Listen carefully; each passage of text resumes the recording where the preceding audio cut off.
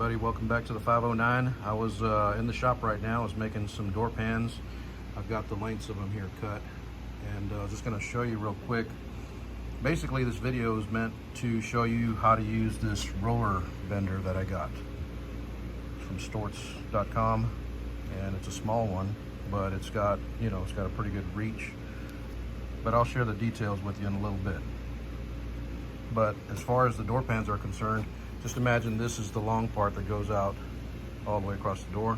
But the customer wanted, it to go up 1 1/4 on the back, 3 inches on the side, so he can put the nails in here to hold it in place, 7 inches wide on the bottom, and then he wanted a 2-inch drop on the front, but he wanted this leg to extend a little further than cutting it off. We usually just cut them off right here on the line, but he said that it leaves a little gap here and he wants it covered up. So the thing is that if we were to try to make this on the box brake, we wouldn't be able to get it in there with this leg sticking out. So that's where the roller bender comes into play. And I'm gonna go ahead and break up these door pans, and when I have them ready, I'll show you how it works. Stand by.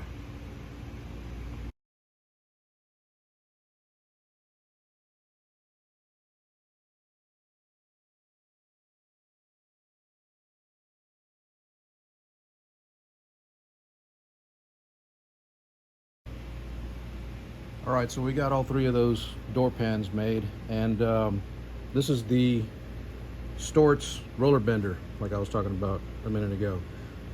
This is the model S150. Now, this is a good tool, but I was going to put some links in my description for some other roller benders. I had to get this one because of the compact size. I just, I usually just do stuff like this, and they make other ones that have like 3 rollers and 5 rollers, and those work really good for making long bends, to keep you straight. But I went ahead and got this one because I needed a smaller one.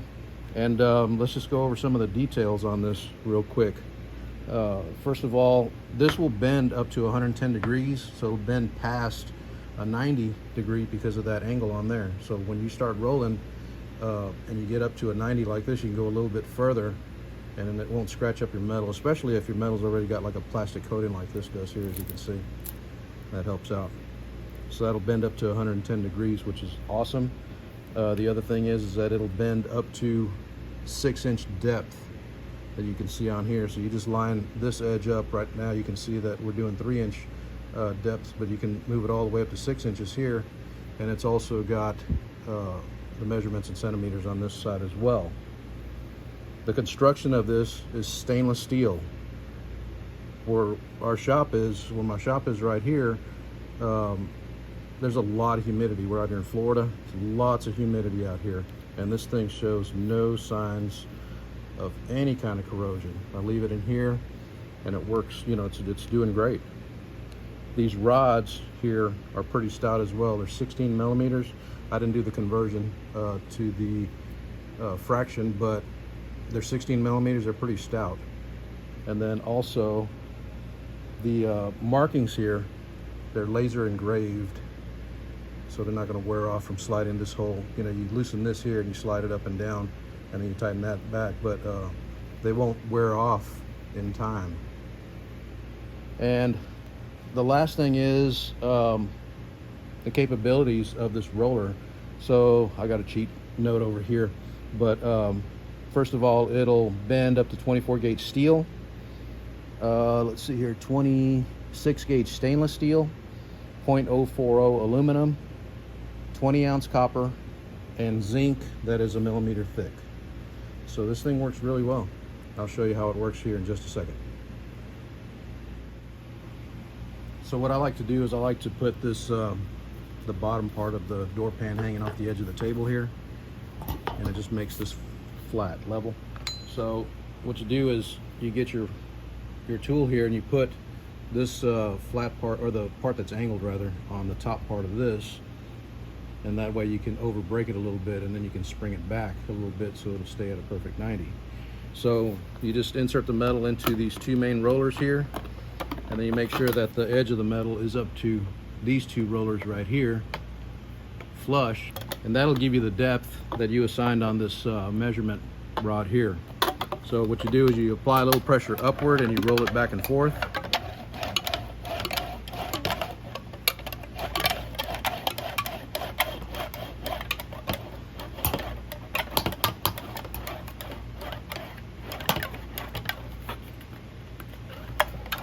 just keep going, and then when it bottoms out right there, I just stop, take the roller bender off, and there you've got your bend there. It's a little bit over broken, but you just bend it back out a little bit, and that helps to give you a sharper angle right here. If you over break it a little bit and then you spring it back a little bit, then you're good to go.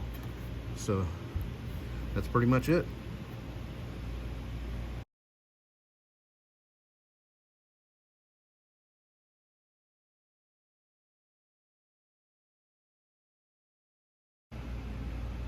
All right, so that's it.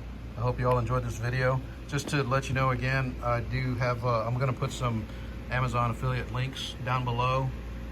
If you guys go and check anything out and buy anything, I get a small commission from that, and I would really appreciate it. It helps this channel out, helps me to keep going. And if you like this video, please give us a thumbs up, and don't forget to share and subscribe. And here's the 3 door pans here where they're finished. There's the links of them there. So you got this extra tab to cover, like I was mentioning before, cover that little void. And then all you got to do is put a little bit of caulking right here, keep it waterproof, nail it into the door jamb right here. On the other ones, just on the other sides as well. And they're good to go. All right, I appreciate it. Y'all take care. We'll see you back here at the 509.